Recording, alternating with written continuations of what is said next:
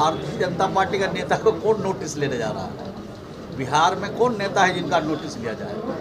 हमारे डिपार्टमेंट के बारे में माननीय सुशील कुमार मोदी जी ने कहा कि मंत्री जी टेलीविज़न में और अखबारों में चमकने के लिए भारत सरकार पर आरोप लगाते हैं। और जब 4000 करोड़ रुपया उस दिन बकाया था तब हमने आपके सामने कहा था कि 4000 करोड़ रुपया बकाया है, तब क्यों नहीं बोलते? और अभी भी 1045 करोड़ अभी आपके बताया मनरेगा में बकाया है। प्रधानमंत्री के आवास के बारे में दूसरे दिन बताएंगे। तो बकाया रहता है तो बोलना पड़ता है। अब बोलते तब हैं जब हमारा काम बाधित होता है, जब हमको लगता है कि जब हम समय पर काम नहीं करेंगे तो दूसरे लोग टारगेट करेंगे। वही भारत सरकार पत्र लिखेगी कि बिहार में आवास का काम समय पर नहीं हुआ।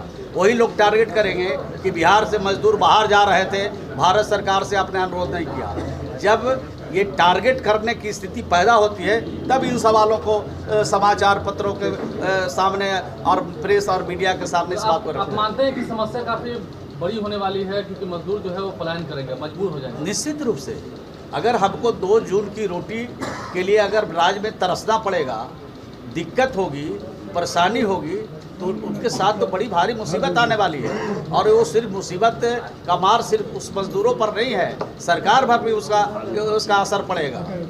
सरकार के गाइडलाइन है सर कि पंचायत कर्मी जो है पंचायत में जन सुनवाई जो कार्यक्रम है ये माननीय मुख्यमंत्री श्री नीतीश कुमार जी की सोच है।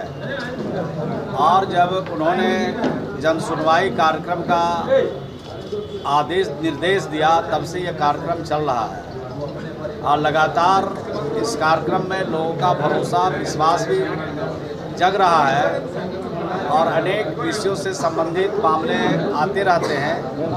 और जो नियम संगत है, जो कानून सम्मत है, जो विधि सम्मत है, उस पर कार्रवाई तेज गति से होती है। और जो नियम संगत नहीं है, नीति संगत नहीं है, तो उस पर कार्रवाई नहीं हो पाती है। लेकिन भरोसा लोगों का बढ़ा है और अधिकांश लोगों की समस्या हल हो जाती है। अब कुछ क्रोनिक डिजीज हैं, उसके लिए तो थोड़ा मुश्किल हो जाता है, लेकिन मिला जुला करके बहुत सारे समस्या का हल निकल जाता है। क्योंकि जब हर बुधवार को मैं बैठता हूँ और माननीय मंत्री, सभी मंत्री अपने विभागों के मंत्री यहाँ पर बैठते हैं अपने अपने निर्धारित तिथि को, निर्धारित दिन को, तो जो आज आए हैं उसमें से कम ही लोग दूसरे दिन यानी दूसरे बुधवार को कम लोग आते हैं। इसका मतलब है कि रिजल्ट होना जारी है, रिजल्ट हो रहा है। उनके पक्ष में जो कमी थी उसको पूरा किया जा रहा है और इस प्रकार से काम आगे बढ़ रहा है। मैं 1-2 बात आप बताना मैं चाहता हूँ जिस विभाग से ग्रामीण विकास से संबंधित ये जो हमारा मनरेगा योजना है, जो खास करके गरीबों से जुड़ा हुआ योजना है। राज्य में हमें पहले 15 करोड़ मानव दिवस सृजन का लक्ष्य निर्धारित भारत सरकार ने किया और जब हमने 15 करोड़ मानव दिवस सृजन कर लिया तो हमने 12 करोड़ और मानव दिवस सृजन करने के लिए भारत सरकार से प्रस्ताव भेजा भारत सरकार। लेकिन 12 करोड़ में मात्र उन्होंने हमें 2.5 करोड़ मानव दिवस सृजन का लक्ष्य निर्धारित किया बिहार को, और वो भी 2.5 करोड़ मानव दिवस हमने लक्ष्य को पूरा कर लिया है। अब हमारे सामने जो राज्य के सामने जो सबसे बड़ी चुनौती है कि जो हमारे श्रमिक हैं, अब जब बिहार में काम मिलना बंद हो जाएगा तो उनको बिहार से बाहर जाने के लिए मजबूर होना पड़ेगा। और इस मजबूर होने में जो मुख्य भूमिका होगी वो भारत सरकार और भारत सरकार के ग्रामीण विकास की होगी। तो ये मैं भारत सरकार से आपके माध्यम से, और मैंने पत्र जो लिखा है भारत सरकार के, उसके माध्यम से भारत सरकार से अनुरोध करना चाहता हूँ कि मजदूरों को काम के लिए बिहार से बाहर जाना नहीं पड़े। इसके लिए जो हमने प्रस्ताव भेजा था श्रम दिवस बढ़ाने के लिए, वो श्रम दिवस बढ़ाए। और मनरेगा में आज के सामग्री मद में भी 1045 करोड़ रुपया आज के तारीख में भी बकाया है।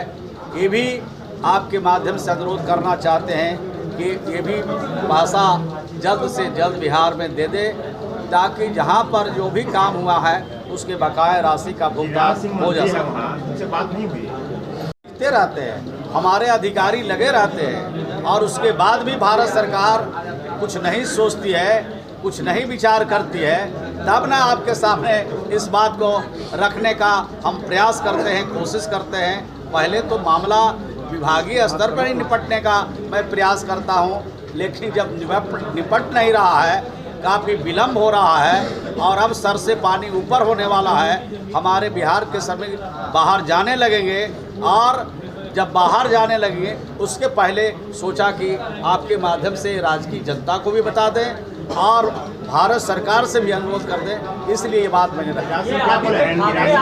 एनडीए से अलग होने का खामियाजा बिहार की जनता को भुगतना पड़ रहा है क्या? निश्चित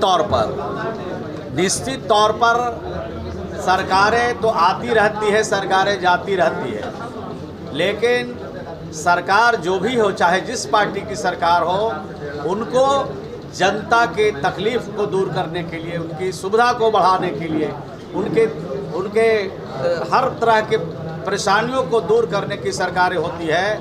तो ये तो सरकार परेशानी दूर किया करेगी कि और परेशानी को बढ़ा रही है, मुसीबत को बढ़ा रही है। जब कहा कि हर जो श्रमिक है उसको 100 दिन के काम की हम गारंटी लेते हैं, तो ये गारंटी के परिधि में ही हम उनसे अनुरोध करते हैं कि बिहार का श्रम बजट बढ़ाया जाना चाहिए, और श्रम बजट बढ़ा के मनरेगा में जो 1000 करोड़ से ऊपर ज़्यादा हमारा बकाया है मटेरियल में, उसको भी जल्द से जल्द निर्गत करना चाहिए।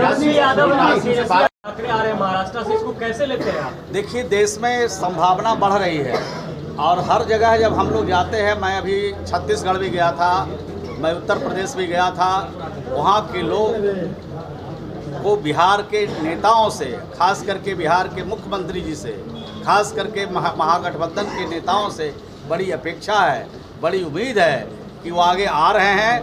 और देश में जो अराजकता की स्थिति है, देश में जो नौजवान का हाथ बेकार जा रहा है, देश में जो महंगाई चरम सीमा पर है, महंगाई जितना 70 साल में नहीं बढ़ा, 75 साल में, ये 8 साल में महंगाई उतनी बढ़ी है, उससे भी ज़्यादा। तो ये सारी चीज़ों पर देश की जनता टकटकी निगाह से देख रही है, और बिहार की जो धरती है, बिहार की जो भूमि है, बिहार के जो लोग हैं, यहाँ से ही परिवर्तन का बिगुल फूंका जाता है। इसलिए देश के लोग आशान्वित हैं और हर नेता आशान्वित है। वो हमारे चाहे तेजस्वी जी हों, चाहे श्री नीतीश कुमार जी हों, चाहे अन्य पार्टी के हमारे नेता हों, सबसे मिलने, उनसे विमर्श करने के लिए आते हैं।